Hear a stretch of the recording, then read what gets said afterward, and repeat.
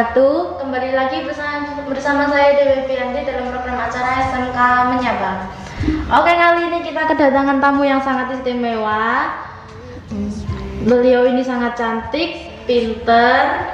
Wah, pokoknya nanti Dewi bisa pastiin. Pokoknya nanti kata-katanya apa pesannya itu sangat memotivasi kalian, bagi kalian yang saat ini sedang rebahan di rumah, HP-nan kan. Lagi main HP kan sambil rebahan, kakinya di atas dengkul. Oke, langsung saja kita sapa kakaknya. Mari Kak, diperkenalkan dirinya. Perkenalkan saya Livia Rahmadani, biasanya dipanggil Livia atau Via, gampangannya. Alumni SMK Negeri Widang tahun 2017. Jurusannya dulu APK. Terus sekarang mungkin namanya berubah ya, jadi OTKP kan ya? Oh iya. Udah sih. Saya baru tahu sih kalau alumni sini lulusan 2017. Iya, lulusan 2017. Biasanya OTKP atau APK. Terus sekarang kuliah di mana? Sekarang kuliah di Universitas Trunojoyo Madura. Fakultasnya Keislaman. Cuma masuk ke prodinya Ekonomi Syariah gitu. Jadi adalah bekal yang dari SMK gitu. Bermanfaat, nyambung dikit. Oke, hal apa sih yang dibawa dari SMK? Apa? Baik itu ilmunya ataupun apa gitu? Kalau dari SMK itu ya pasti ilmu utama itu. Terus juga percaya dirinya itu harus tuh kan. Soalnya kalau dari SMK. Kalau nggak percaya diri tuh nggak bakalan bisa ngebaur di luar. Iya juga sih. Ya makanya terus juga apa ya, kayak PR atau public relationnya atau public speakingnya itu kan juga di SMK udah mulai diajarin kan gitu. Kalau di APK dulu kan pasti ada hubungannya sama orang lain, jadi harus pinter ngomong lah gitu. Jadi bermanfaat sekali gitu di kampus, di kuliah sekarang gitu. Nggak ada canggung kalau sama orang lain. Kalau di sini dulu pernah ikut organisasi apa kalau boleh tahu? Kalau pas di SMK nggak pernah ikut. Nggak pernah ikut. Iya. Kalau pas di universitas? Kalau di universitas itu saya ikut kayak lembaga pemberdaya masyarakat. Jadi turun langsung ke masyarakat gitu. Dan itu pun membuat diri ini tuh kayak oh ya udahlah, sekarang waktunya udah gede, udah harus punya relasi banyak juga kalau di kampus gitu, dan bermanfaat juga dari orang lain juga. Soalnya kan kalau misal mahasiswa nih ya, kalau mahasiswa itu kan bisa dibilang wakilnya masyarakat sebagai aspirasi gitu. Berhubung misalkan ekonomi orang tuanya kurang mampu, bisa dikatakan kurang mampu, tapi dia bertekad untuk kuliah, menurut kakak gimana? Dia harus mengambil jalan bagaimana? Kan di kuliah itu ada bantuan juga kan, ada beasiswa. Nah di beasiswa itu banyak banget gitu macamnya, nggak cuma satu. Jadi kalau misal mau kuliah tapi terhalang sama biaya, itu ada dari program pemerintah gitu, bantuan buat siswa yang nggak mampu atau bantuan siswa berprestasi itu ada. Jadi ya udah, siapin aja dirimu gitu, nanti kalau masalah biaya kamu bisa daftar di beasiswa tertentu itu gitu, nggak usah takut, pasti ada jalan. Tuh buat kalian yang mau kuliah tapi sekarang masih rebahan, didengerin, siapin mulai dari sekarang, siapin diri, siapin mental, siapin niat juga. Kalau nggak niat percuma kan. Percuma banget. By the way nih, saya mau tanya, apa sih yang nggak bisa dilupain dari SMK? Mulai dari kenangan sama temen, sama guru, apa sih? Banyak gak? Banyak banget pastinya. Mulai dari ya ilmunya terutama, terus guru-gurunya yang ngebantu. Bahkan kalau menurut saya pribadi ya, saya bisa kuliah itu pun bantuan dari guru-guru SMK gitu. Mereka beliau-beliau mengarahkan, oh kamu mau kuliah ya sudah sini gitu. Dibantu bahkan dari awal saya daftar kuliah. Kalau menurut kakak lebih penting mana sih, nilai sama skill? Eh, Kalau saya skill, kamu punya skill nilaimu bagus. Kalau kamu punya cuma nilai bagus tapi nggak ada skill, itu sama aja nggak ada apa-apanya. Itu soalnya skill itu kan kamu menuju ke arah mana maunya gitu. Kalau nilai ya udah nilai bagus tapi skillmu nol, sama aja. Nggak ada yang wow lah. Tuh, nggak ada yang istimewa. Tapi Kak, gini ya, kita minusnya tuh gini. Kita itu hidup di negara di mana kecerdasan seseorang itu dinilai dari nilai matematika. Iya. Iya kan? Pasti. Nah makanya kalau nilai matematika itu nggak bagus, maka siswa itu akan dianggap rendah. Ya kan? Ya gitu. Minusnya sih gitu. Iya, Minusnya minus. gitu. Dan ini permasalahannya soal ini. Kalau misalkan kita nilai matematikanya naik bagus, tapi skillnya rendah, tapi dia dapat pekerjaan yang bagus. Lalu bagaimana dengan orang yang memiliki skill tinggi tapi nilainya tidak, maksudnya ya pas-pasan gitulah. Oh, kalau masalah kayak gitu ya, Dek. Bisa dibilang orang bejo nggak? Iya. Beruntung. Beruntung banget. Soalnya apa ya? Tergantung sama mereka. Dia itu kerjanya di mana gitu. Kalau misal dia kerjanya yang berhubungan sama matematika dan nilainya matematika bagus daripada orang yang punya skill ini, tapi nggak sejalan sama perusahaan itu, ya jelas perusahaan itu ngambil ya udah saya butuhnya yang nilainya matematikanya bagus. Jadi yang skill ini jangan sampai apa ya turun lah, maksudnya nggak percaya diri atau apa gitu, cari kerja yang lain gitu. Soalnya nggak mesti yang perusahaan itu memang skill utama, cuma ada kriteria khusus kan kalau misal masalah kerja lo ya gitu. Ya oke, ayo semangat, gak usah aku gak keterima di perusahaan ini, udahlah nggak usah cari kerja lagi, ya nggak gitu maksudnya. Masih ada peluang lain. Jadi salah satu lulusan SMK kan, kamu itu SMK udah ke jurusan, udah dikasih sangu lah, bekal ya kalian juga harus pinter cari peluang gitu. Pinter baca peluang buat kamu nerusin hidupmu itu.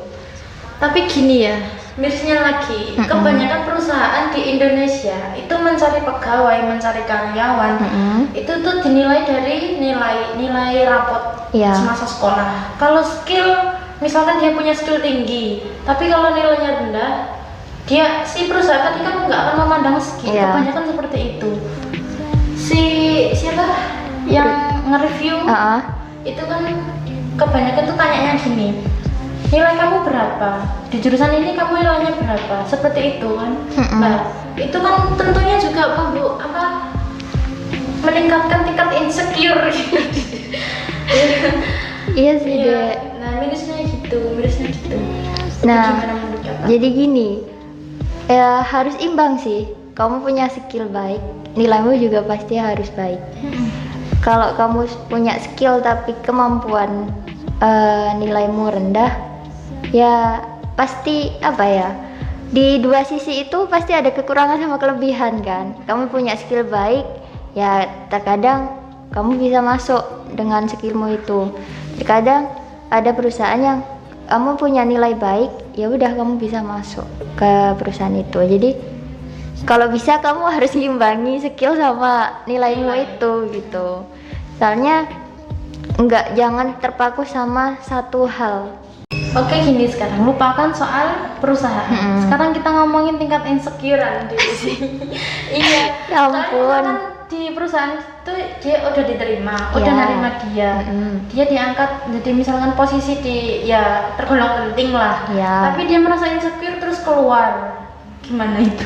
Aduh, kalau masalah insecure itu seharusnya nggak ada di diri pribadi sih. Tergantung pemikiran.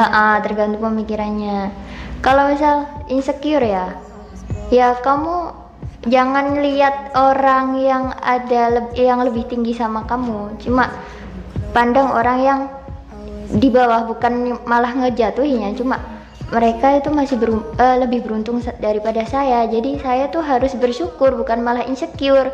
Kalau masalah orang yang di atas ya mereka emang lebih lebih baik, dan saya juga harus lebih baik daripada itu gitu. Jangan kok malah insecure duluan, itu malah bikin patah kan. Jadi kalau ya pribadi juga sih, kalau misal saya udah mulai insecure gitu, ingat kamu dari sini udah sampai sini, kamu mau insecure sama apa? Kan setiap orang punya istimewa masing-masing kan deh. Kamu punya istimewa, ya udah kembangkan. Kamu mau ngejar orang lain yang ada di atas kalian, nggak selesai-selesai gitu. Syukuri apa yang didapat gitu. Syukuri apa yang ada di dalam diri. Kembangkan kalau bisa gitu. Dengerin tuh yang mau kuliah tentunya, juga yang mau kerja.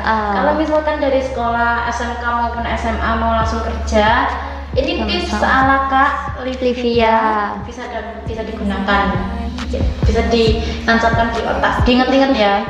Kalau soalnya kan kalian pelupa juga sama kayak saya. Bikin list. Oke Kak, lupakan soal tadi ya, kita balik topik. By the way, udah punya pacar belum? Aduh, gimana nih ya? Jomblo nih. Jomblo. Kebetulan jomblo. Nanti kalau daftar di kolom komentar ya. Iya. Seperti apa? Aduh, bingung nih. Soalnya, oke, kalau masalah pendamping sih, yang penting tanggung jawab. Tanggung jawab nomor satu. Tanggung jawab nomor satu. Tanggung jawab kan nggak cuma di satu hal kan, semuanya. Ya lahir ya batin. Utama itu. Simple, standar lah. Ganteng nggak perlu. Ganteng sama kayak itu bonus. Iya, bonus. Itu bonus, yang penting tanggung jawab dia. Terus apa ya? Ya kayak cowok-cowok di luar sana, yang penting nggak fuckboy aja gitu. Itu saya tidak menerima ya, mohon maaf. Tapi gini Kak, ada orang mengatakan itu jodoh itu adalah cerminan diri. Ya, pasti. Jika kita ingin jodoh kita baik, kita tentunya juga harus baik. Kalau kita nggak baik kan ya jangan berharap jodoh kita nanti baik. Nah betul. Sama halnya memperlakukan orang di luar sana. Kamu baik, ya orang bakalan baik. Kalau kamu jahat sama orang, ya orang itu jangan harap bakalan baik sama kamu, pasti ada balasan gitu. Hargai orang yang ada di sekelilingmu. Pasti kamu butuh orang itu gitu. Jangan kok dia nggak selevel sama aku, nggak mau temenan. Jangan gitu. Bisa jadi itu yang bantu kamu buat naik ke masa depan nanti gitu kan. Jangan remehin orang lah. Sama halnya kayak gitu. Jadi jodoh sama orang lain tuh sama. Kamu memperlakukan baik ya bakalan baik. Pengaruhnya sama. Gak usah bahas jodoh dulu. Masih kecil. Masih harus kerja. Masih harus kerja. Ini itu waktu kuliah pernah nggak sih Kak Livia itu ngerasa down banget waktu ngerjain skripsi atau kayak tugas, teman-teman yang nggak support gimana? Kalau down itu pernah, sering banget, sampai stres pernah, gara-gara kan ini ekonomi syariah kan aku. Nah itu ada satu mata kuliah yang emang lebih ke pondok, kayak bahasa Arab itu kan, bahasa Arab terus hadis. Di situ bisa dibilang saya bukan anak pondok. Saya nggak ada nyentuh hal yang lebih ke arah Arab atau apa. Di situ ada mata kuliah, ada mata kuliah bahasa Arab itu, dan adalah tugas hafalan. Di situ bikin saya kayak, ya ampun, ini aku bisa nggak sih selesai ngulang nggak sih gitu kan. Terus untungnya teman-teman tuh support, bantu, kamu butuh apa gitu. Nah itu, kamu baik sama orang, kamu bakalan dibantu sama orang gitu.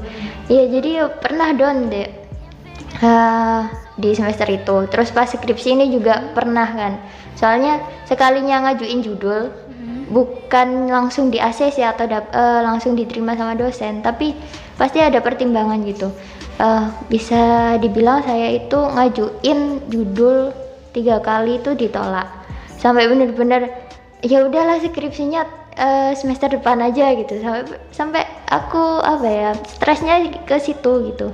Ya udah kalau misalnya nggak diterima lagi ini judul, aku skripsinya tahun depan gitu atau semester depan gitu.